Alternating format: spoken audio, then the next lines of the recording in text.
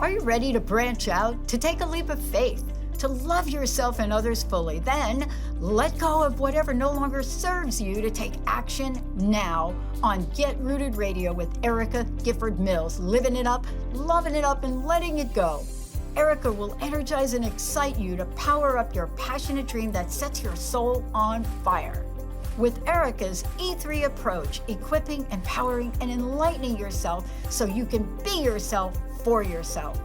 Get ready and get rooted to live a life without regrets, without what ifs, without should haves, and especially without empty feelings from a life unexplored. This hit show helps you build powerful and intentional roots to live it up, love it up, and let it go. Get fearlessly ready and powerfully rooted in your yes with your host, Erica Gifford Mills, and be fearless about your more and stand in your yes. Now on Get Rooted Radio.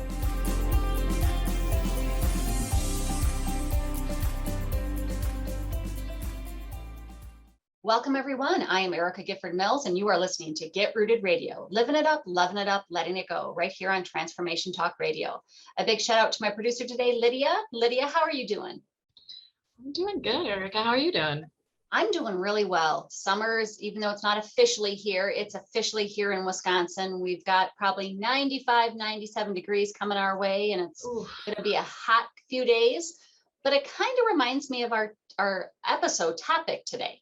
So today's episode is called Becoming Fierce. So Lydia, when you hear that term fierce, what emotions or feelings does it spark within you?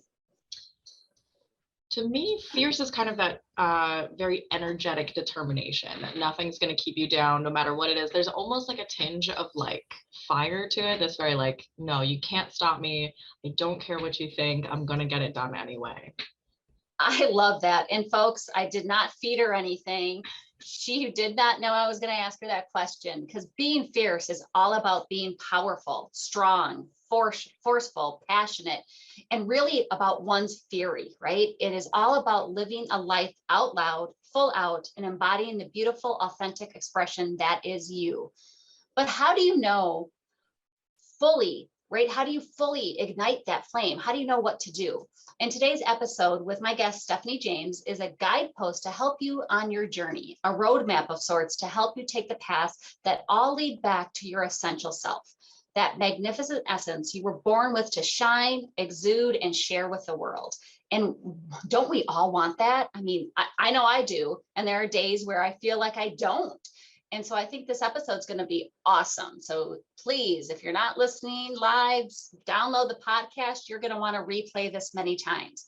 But a little bit about my guest. Stephanie James is a seasoned psychotherapist and transformation coach, a dynamic public speaker, published author, and now filmmaker. Stephanie delivers her message in a powerful way to help others find their own internal sparks, breaking through limiting beliefs, and create an empowered life full of passion and possibility. Stephanie has an unrelenting commitment to help others ignite their best lives and to become that best version of themselves. With a new film, When Sparks Ignite, her new book, Becoming Fierce, Creating a Bold and Beautiful Life, and her first book, The Spark, Igniting Your Best Life, Stephanie has a passion for connecting with people from all walks of life and continuing to fulfill her personal mission to bring as much love and healing to the world as possible. So with that, thank you, Stephanie, so much for being on the show today. Thank you, Erica, so much for having me. Love being here. So I'm excited for you to really be on the show today, because you have these great things that are already here, but that are upcoming.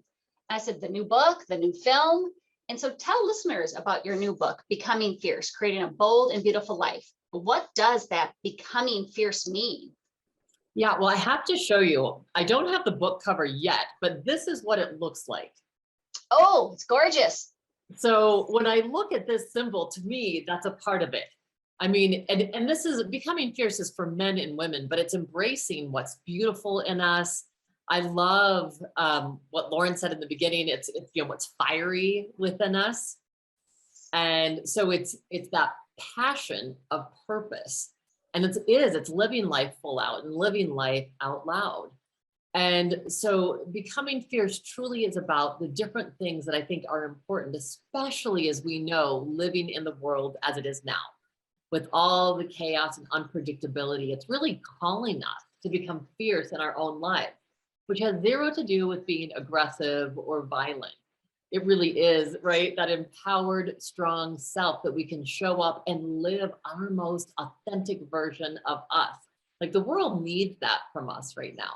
And I think that's so important what you just said, because, and that's one reason, I love my normal producer, Jacob. He's wonderful, but he's a man. I mean, no offense. I didn't mean that the way it came out, but I love that Lydia was here, because when women sometimes hear the word fierce, it's kind of like assertive and aggressive, right? There's such a difference. And I think sometimes women hold back because they're afraid of what it might appear to be when they are fierce. Absolutely. Well, and first I want to apologize to Lydia for speaking her name incorrectly. Lydia. And, I think that you're absolutely right. In the past, when women were being strong or women were asserting themselves, we might have gotten labeled as the quote unquote bitch, or that we were coming across as something negative. Instead of it's literally nothing about having power over someone. Yeah. One of the chapters in the book is healing our relationship with power. And so that really is to become empowered. And a part of that is literally realizing what our resources are within, and that we don't have to go outside of ourselves to get love or approval, that literally all of that is an inside job. So as we learn how to truly befriend ourselves and start cultivating what a real loving relationship is with us, we're going to show up so much more differently in the world. And so it's not about, coming over and quieting someone else's voice. It's about sharing your own in this beautiful place of equanimity where we realize, like, you know what? I love this, quote from Jacob Lieberman, we're all the same height, which means we're all in this together. So none of us are more important than the other. And it's really a time where we need to show up as our full selves, because each one of us has an important gift to give, so that we're contributing to the well-being of humanity. And I think that is a great point, because when we know our strengths and we know our weaknesses, because we all have them, right? We all have strengths and we all have weaknesses. We know how then we need to reach out maybe and fulfill some of our weaknesses to either grow, learn that skill, or rely on something. No to say, I don't have that. And so let's find out what we can. And I mean, to me, that is part of being fierce, is knowing, you should never have your own limitations, right? I'm not saying limitations on what you can achieve, but we all do have things that we're just not very good at. And being that fierce is recognizing that and going out and making it happen anyways.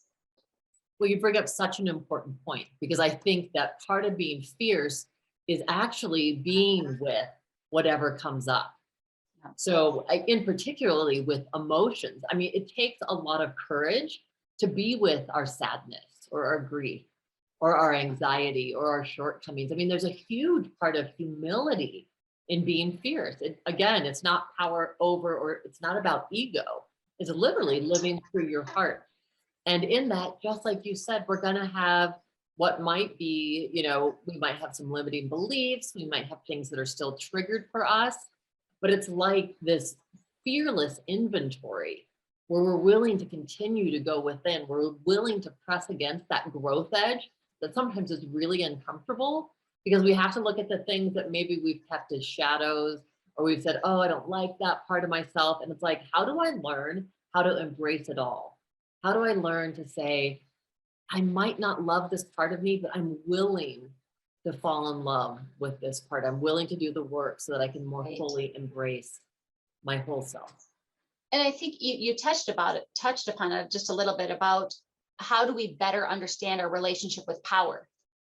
And, how do we do that? How do we get to that point? Because sometimes it's a real struggle. Like, do I want to take that on? Yeah. Yes. I think one of the important pieces is, first of all, to understand that power comes from within.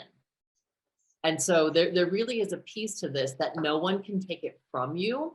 if we talk about, my first book, The Spark, we talk about our essence.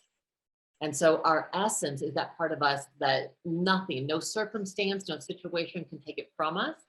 Unfortunately, a lot of times what happens is that life, circumstances, messages we get from other people cover it up. So our work in becoming empowered is to excavate whatever that is so we can fully allow that light to shine. So part of it, for some people, I have worked with men and women that have come out of maybe a career or a relationship where they were so defined by external circumstances or roles that that's what they thought they were. So the first thing is to really start getting in touch with who you are as an individual. That again, that when we realize and can start embracing those parts of ourselves, like when I came on the camera with you and I loved your shirt right away, like there are things I can tell about you that are already, and we've just met, but that are strong within you. And the fact that like you are a powerful woman in the world. And so it's important to you that you're focused on things and that you help to get things accomplished. How beautiful. So we can start by taking that inventory and saying, these are the things that I already know are positive about me. And then there are truly, and we can talk about this more after break, there are definitely things and techniques that we can learn, and I talk about in the book, of how you start breaking down false beliefs about yourself after they've been identified, and then learning how to extend a sense of love that is greater than us. So whatever your higher power is, to come in and there's some mindfulness practices, some meditation practices where you then embrace that unconditional love and put it around the parts of you that you don't yet love. And that's one of the ways we start cultivating this. Like, what messages do we need? How do I self-soothe? How do I do these things where I feel like, wow, I can face challenges, and I know that the resources I need to deal with them are already inside of me. And I love that. So one more question before we go to break. What does it mean to show up fierce in the world? To me, it's fully yourself, fully ignited, authentic, open-hearted. It's where you have done and you continue to be open to the work. Like, we never arrive. I think that's so essential. So being fierce means I am showing up with an open heart, open mind, and I'm going to continue to be the clearest conduit I can for as much love and healing as possible to come into the world. And we all have the capability to do just that. So we're going to take a quick break. And when we come back, we're going to talk about, and I dare you not to sing it, what does love have to do with it? But before we go, Stephanie, tell folks how they can reach you. Sure. They can go on my website, stephaniejames.world, and they can sign up for a free consult with me and get on my mailing list so that we are able to stay in touch. You can find out my events, the books, the film, it's all there. Wonderful. You are listening to Get Rooted Radio with Erica Gifford Mills. Living it up, loving it up, letting it go. Stay tuned. We'll be right back.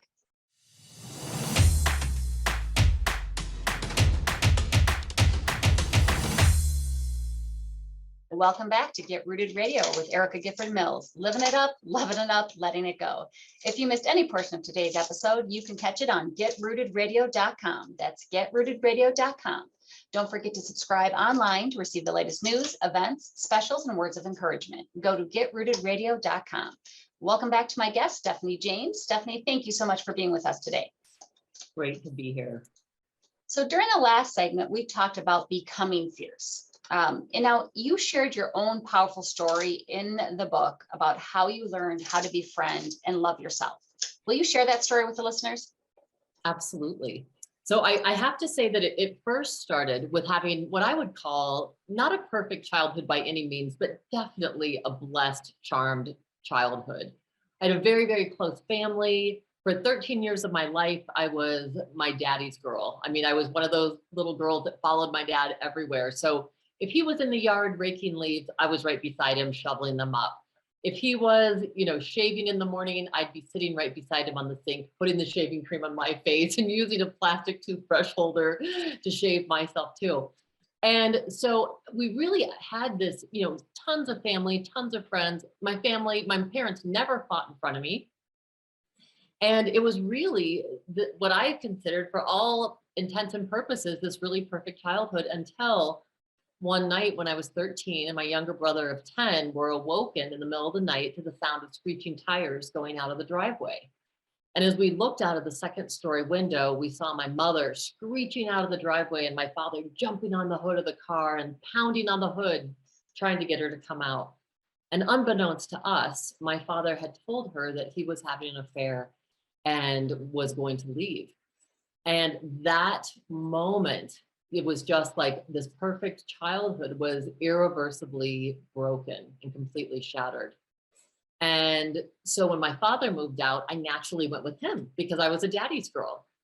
And very shortly after that, my stepmother made it very clear that I was no longer number one. And so that I was considered the other woman. And what ended up happening from that point on, I was not allowed to spend time alone with my father. I couldn't speak to him alone. I couldn't do things with him alone. And to this day, I'm not allowed to talk with him alone on the phone. So it was one of those things where I started to feel unlovable. Things were really shifting. And it really was heightened at 16 when my dad and stepmother were moving to Austin. And so I stayed here in little old Fort Collins, Colorado, because I wanted to be with my friends I'd grown up with. My mother, and the reason too that I went with my dad, and my mother, she is one of my best friends now, but became very emotionally unstable at the time. She was so in love with him. But she had remarried by this time, and I moved in with her. When I decided to stay, my father refused to speak to me for a year, which really heightened. I think I went for about the next 14 years of my life saying I must not be lovable if my own father, doesn't have a relationship with me. I went from feeling like I was on a pedestal to being nothing. And it really started playing out this pattern in my life where I became such a perfectionist. I thought, okay, if I just look right, if I just do the right thing and say the right thing and wear the right thing, then, I'll be acceptable, then I'll be lovable. And so it wasn't until I was in my early 30s that I went to a conference in San Francisco. And when we walked in, the speaker, Dr. Jaffe, he shook our hand. And as he shook my hand for a while. And I was like, this man is reading my soul. I really felt this, like, oh my gosh, as he was looking into my eyes. And so halfway through his presentation, he looks out into the audience and he says, hey, you in the blue coat, I have a message for you. And I look around, I'm looking around at other people. Who's wearing the blue? And I looked at him like, oh, crud, it's me. And he said, what I want to tell you is, and then he says something and I can't hear him.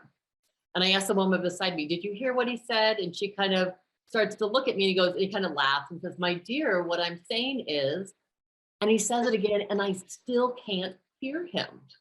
So on his third attempt, as he says it, all of the air conditioning units in the place go on and nobody can hear him. So at that point, people are just laughing. He says, come here, come up towards the stage. And as I came up, he said, wow, you have huge resistance to hearing this. What I'm trying to tell you, the message you need to hear is this: stop trying. Stop trying, because I thought that love was outside of me. I thought that I had to earn love. I had to earn acceptance. And it was such a huge paradigm shift for me and such a powerful moment that shifted things in my life. And when I think about my life from that point on, the last 25 years for me have been phenomenal with creating, the film and the books and the transformational coaching, as well as a full-time, private practice and living my dreams, having my most perfect partner. It's just been phenomenal. And so much of that has come through really a life of surrendering to something that's bigger than myself and learning that everything that I needed, all the strength, all the beauty, all the wisdom that I was seeking for so long was right here inside of myself. Yeah. And I think it's a beautiful story, and it's one that so many can relate to. It's it's hard. It's very hard. So folks, please don't think that we're trying to minimize this. It's very hard to not have that outside validation, because we all feel good when somebody says, "Oh my God, you're amazing," or, you do that so well. That feels great, right? But we don't need that to feel great. And I think that's the difference. Don't feel bad when somebody says something nice and compliments you and gives you that validation, because we all love it, right? Sometimes people get a little uncomfortable with it too, but it doesn't mean that you're not a good person if you don't get that validation, because you have to love yourself first, right? And because if you don't love yourself, how do you show others how to love you? And I think that is such a great story that so many people can relate to, that you were trying to make sure that, what do I need to change about myself so other people can love me? Yeah. Yeah. And I mean, so it's really been a journey. And I think that you bring a beautiful point. When we learned how to embrace and love ourselves, we actually respond to compliments in a very different way. It's like if you have the feeling of where something resonates and it just warms your heart, and it's warming your heart from a place where it's already full. It's already open. And so it feels very different than that needy place that's like, I don't think I'm so hot. So I hope this person says this. And when they say it, it just goes into an empty well that can never be filled. That's the difference. And so also the person that rejects the compliment, it's like they may not feel worthy. So it's a process. And I did a lot of work. It wasn't just like I had that one magical moment and then I was like, oh, I feel incredible. It was literally that one moment. And then I was like, I'm diving in. I'm going to do whatever work it takes to continue to excavate. As I said, that spark that I knew was me. And what's so fun, Erica, is I feel like I've returned to the little girl that I was in so many ways. I mean, I was that little girl that loved everybody. I didn't even understand that not everyone didn't love each other. I really had this like naivete. And so it's been beautiful to get back to that place where there's this abundance of love flowing through. And then you feel connected to other people in such huge ways, and you serve people in such a different way because you don't need anything. Now, and in that same breath, I want to say we are interdependent beings. We need one another. And so it's not about I don't need anyone or I don't care about anyone. We truly need each other to survive. And so it's so important that this is about being connected. It's about being courageous, and it's about getting some of those needs met first in here. And then you connect and you reach out and you serve in so much more beautiful and deep ways. And I think, it's partly what you mean by fiercely loving ourselves and each other, right? Is there, something additional that you want to, really expand on that? Yes, I think an essential piece is as you love yourself, and I speak about this in the book, it's how we can show up and be unconditionally loving to other people and in other relationships. And I think one of the reasons that my relationship is so powerful, and I get it from him as well, 100%, but it's like we can both show up and be authentically who we are. And that doesn't always feel good. I write about when my partner left for a summer when we were first together. He had just moved in, and a few months later, he was gone for 3 months on his own spiritual journey, his own quest in Central America. And I knew from the moment I met him, this was coming, but it took me to the end of my being in some ways, because it reminded me so much of when my dad left. Our subconscious mind works in amazing ways. In order to be in a place of true unconditional love, we have to love our partners however they show up. And it's almost like, it's not that you compromise and become a doormat. I'm not saying that by any means. It's that you say, wow, this was an essential journey for you. And I knew that going in. I'm going to support you and love you, even when it's difficult for me. I'm willing to look at my piece in this so that you can expand and live a full life. So that takes a lot of fierce loving to show up in relationship like that. And another example that I talk about in the book is a woman whose husband was deported to El Salvador. And now here we are all those years later. My gosh, I think it's been 8 years that he hasn't been able to come back to the US. And they are still as in love, still as absolutely committed as ever.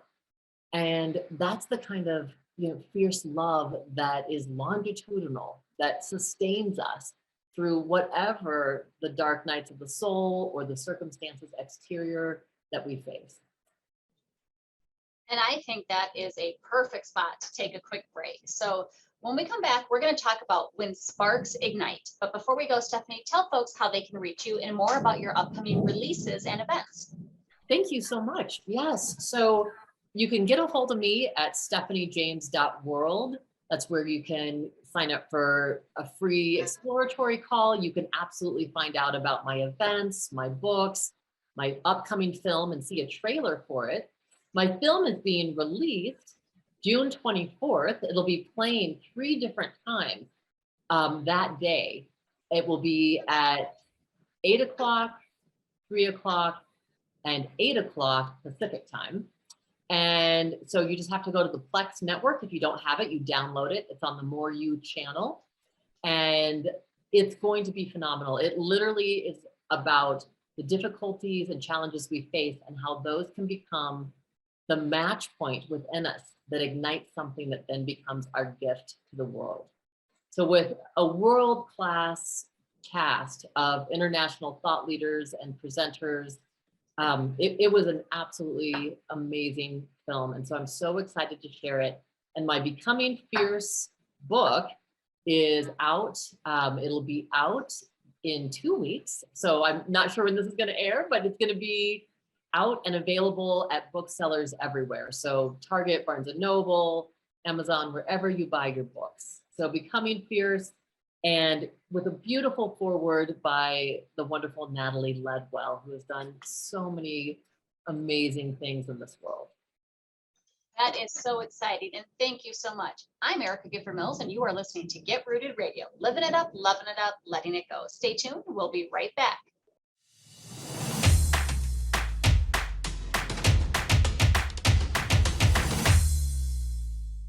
We're back on Get Rooted Radio with Erica Gifford Mills. Living it up, loving it up, letting it go. Don't forget to visit getrootedradio.com to listen to a replay of this episode, sign up for helpful tips, and learn about upcoming events. That's getrootedradio.com. Welcome back to my guest, Stephanie James. Thank you so much for being on this show with us today. Honored to be here with you. So your brand, your film, your first book, and really your radio show and podcast are all about the spark. What does the spark mean to you? Yeah, the spark, thank you for that question, because as we were talking about earlier, to me, the spark is that essence that's us. So wind can't blow it out, fire can't burn it out, water can't douse it. And I use that, as a metaphor for all the, trials and tribulations we face in life. No matter what happens on the exterior, on the inside, we have this essence that's us. And that's the spark. And so I think it's so essential in our lives that we continue to do the work so that that spark can shine at full capacity. And, as we allow that to happen, it's like we become the pebble in the pond. As we heal, then it's like the concentric circles of healing can radiate from us and come back to us. And that happens, and we all have it. That's just it. Like no one is born without that spark. Every single one of us has it. And so it's just a matter of knowing, how do I excavate this spark? How can I allow it to illuminate my life so that I'm living fully lit, lit up and doing the things that bring me joy and passion, and that I'm also bringing that illumination in whatever ways I can to the rest of the world. And I love that, because we do all have a spark, right? And we really shine more brightly when we are loved ourselves, right? Not externally loved. Well, I mean, that doesn't hurt, right? Yeah. But when we know that we love ourselves and we are proud of ourselves, and we really, that shine that comes in, right?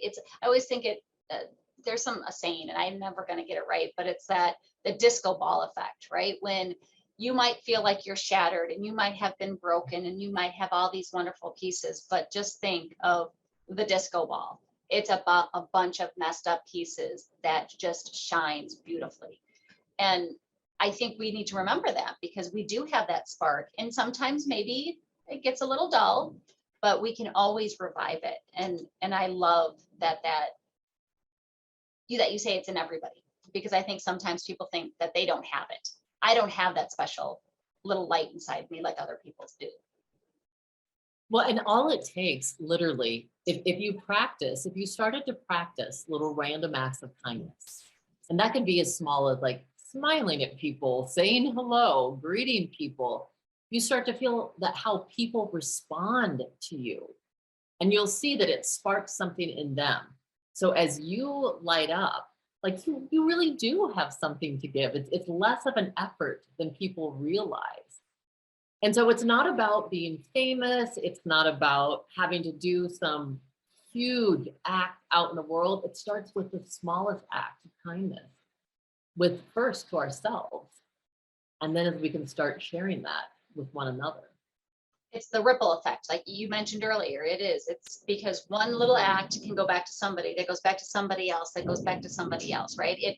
It does have that effect. And I think sometimes we forget it. It's, we're all going through something, right? Whether that's big, small, momentous. And if we can just be kind and show that little bit of effort, it does go through across to everybody. And I think, I love that. So you mentioned your film before we went on break, but tell us more about the new film. And you said it's out on More You Channel on Plex Network, right? When Sparks Unite. Where did that title come from? Well, so because of the spark, and really realizing what that's about, the phrase came to me as we were filming this, that we never know what sparks we might ignite in one another. And so it's just amazing as we ignite, again, how we help everyone to ignite. And so, this whole process of the film, I had met with Jacob Lieberman, who is a phenomenal luminary in our world. And I happened to be gifted a trip to Maui. And so he and I got to meet a couple mornings for breakfast. That's where he lives.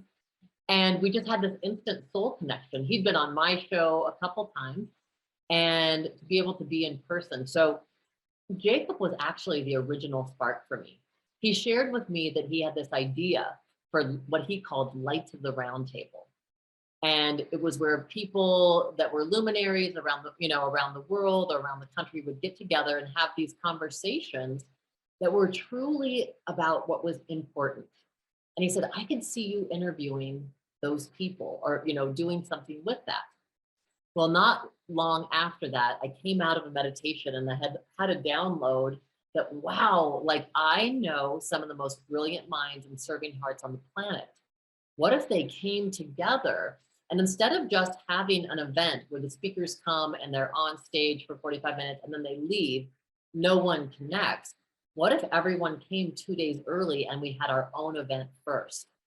So that the speakers, even though it doesn't matter how many books they have, how many films they've done, or how many television shows that they've produced, it's coming together and saying again, right? We're all the same height. We have something to learn from one another. And that beautiful alchemy that took place, we filmed individual interviews as well as the second day people really get to be a fly on the wall to that Lights of the Round Table. We sat around and the conversation is so beautiful and so deep, really about how do we get through times that are tumultuous? How do we deal with difficult times? And what is love? What is real love? Not just romantic love. What is love about? How can we start taking the long view? How do we feel? How do we get to collective consciousness, to the realization that each one of us matter and that we can contribute in really powerful ways, that each person's important? So those conversations happened. And then through that beautiful alchemy, where we danced together, we meditated together, we made music together, had meals together, all this beautiful conversation in depth for 2 days. And then that was brought to a live audience. And so, on the third day, you just see how those sparks started igniting all the people that were there. And it's been so beautiful to continue to get the feedback. It was 2.5 years ago that was filmed. it was so amazing how apropos it is to today and everything we've just gone through in the pandemic. And the people that were there in the audience, I've had so many people reach out and say, my God, that event changed my life. It changed the trajectory of my life, or it opened me up in a new and beautiful way I didn't know possible. So to have that all captured in film with an award-winning film crew, and with an amazing, amazing cast, it's been an absolute beautiful journey to this point. So I love how that title kind of came about, right? And I think it's so interesting when you're in the room with like-minded people. And I'm careful how I say like-minded people, because sometimes people think, oh yeah, it's just a bunch of people agreeing with each other. And no, that's yes people. That's the yes men. We're talking about people who can spark that debate, spark that conversation, and really have that dialogue flowing. So I love how you got to that title. I think that's wonderful. Do you have some personal, right? Not just professional, of course, when you do anything like this, you always have professional takeaways like, oh, I'll do this differently or better. What about personal takeaways and lessons learned from the film and the production process? Yeah, I would say so many. I mean, there's so many. One of them truly was to believe in a dream, to believe in my dream, and for other people to believe in their dream, because I'd never done film before. I'd never edited a film before. And literally by my conviction in this project and really believing in it and how it could touch other people's lives, people like Larry Dossey, when he heard about it, he was like, how can I refuse? You know, George and Sedina Caponelli, who are the big PBS Ageless Living television and film producers, they were like, yes, we want to be a part of it. And here's the contacts for our award-winning crew. So let's bring this together. Same thing with Steve Behrman. He and his wife came and he wrote the book Spontaneous Evolution with Bruce Lipton. So it was, as these people all started coming together, it was like, I realized, number one, that I wasn't less than, that, you know, when we do come together, I mean, there was such a beautiful just sharing. It was a mutual admiration society, but in the most humble and beautiful way. So I learned that you can have a dream, you can have a vision, and when you believe in it in that way, I mean, miracles come. You know, I literally started keeping a miracle journal that summer, and I just wrote and wrote and wrote because things just kept showing up. So that was one of the things. And then the depth of the friendships that were nurtured there, we all still are in touch. We're all still close. We call ourselves the Spark. I think one of the things that's really beautiful is that I learned from that too, is that it wasn't the end. It was just the beginning. And oftentimes we do something like this and we're getting it out into the world. And I remember going through the editing process, which was about 2 years long. And I remember saying to myself, there's nothing left. What do I do after this? It had taken up so much of my time. I was working about 60 hours a week. And I thought, what is next? And so as it continued to open and evolve, not only did it open my heart in such huge ways and expand my mind and to connect with these, when you say like-minded too, just such high vibrating, high frequency individuals that you can't help but get lifted up. So I learned it's only the beginning. Whatever it is that is going to come through, to trust that it's going to show up for you. The resources will show up, the people will line up, and holding that vision just to know your dream will happen. I love that. That's a perfect spot for a break. And we're going to take that quick break. And when we come back, we'll end today's show with talking about how igniting your best life. This is Get Rooted Radio with Erica Gifford Mills. Living it up, loving it up, letting it go. Stay tuned. We'll be right back.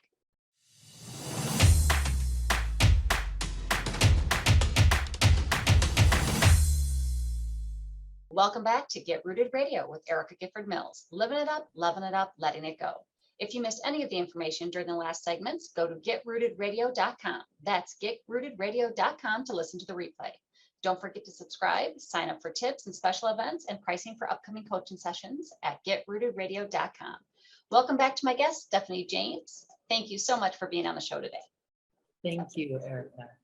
So before we wrap up today's episode, tell listeners how they can reach you and find out more about your books and view your new film. Yes, so they can view my film starting June 24th, and it's available just at certain times. So that day it's 8, 3, and I always have to think. So it's 8, 3, and I want to say 7 or 8. I can't remember Pacific time. But you can go, if you download the Plex network, it's a free network, and go to the More You channel, you'll be able to watch it. It will be streaming during those times. And if you want to see the trailer, contact me, find out about my books, events, just go to stephaniejames.world, and it's all there. I'd love to connect with you. So let's wrap up today's discussion on becoming fierce. So you emphasize in all of your work how each individual healing matters. Why is that? Because I think that each one of us contributes to the collective. Now, you asked me one of the things I learned on our last segment from the film, from one individual, Stephanie Schwartz, who's a research scientist. What I learned was that it only takes 10% of any given group to have a change of mind, to adopt a certain idea, and then the whole rest of the group has to adjust. So the tipping point isn't 51%. If we want a more conscious, healthy, evolved planet, it has to start with us. And I love his research on the Quakers and people that have met, who have made huge, huge change in our world. They're a very small population. So when 10% of us get really, like, I loved one of his examples was about how literally in schools and different things, when they were adopting new rules or new policies, it only took 10% of the people to say, we want this positive thing now, or we want this change. And everyone adjusted in very, very positive ways. So we do have the power to make change. I think what we start to believe is, oh, I'm just one person. I'm just a small voice. We get into our small me. And instead it's like, no, it only took one person, Rosa Parks, to sit on that bus and start the civil rights movement. You know, it only took one person to change, as we know. You think of somebody like, I'm trying to think, but who comes to mind? I don't know. I feel like even a small someone, you know, and this person's huge, but like Viktor Frankl, who wrote Man's Search for Meaning, and his insights helped us understand at the deepest level that, you know, he was a survivor of Auschwitz, and his beautiful book really gives us this insight that no matter what our outer circumstances are, that we have power still to choose our own attitude and to choose our own way.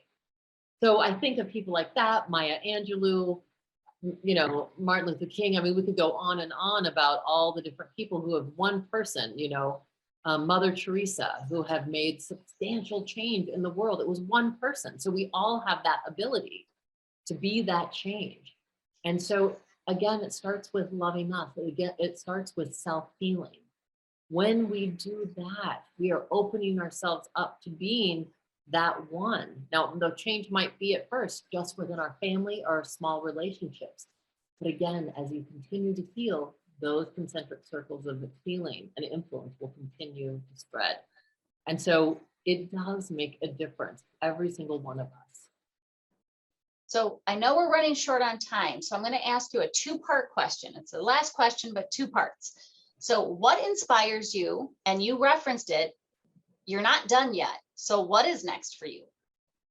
So what inspires me is right now I'm doing events that are going to be filmed for an ongoing series on Plex Network.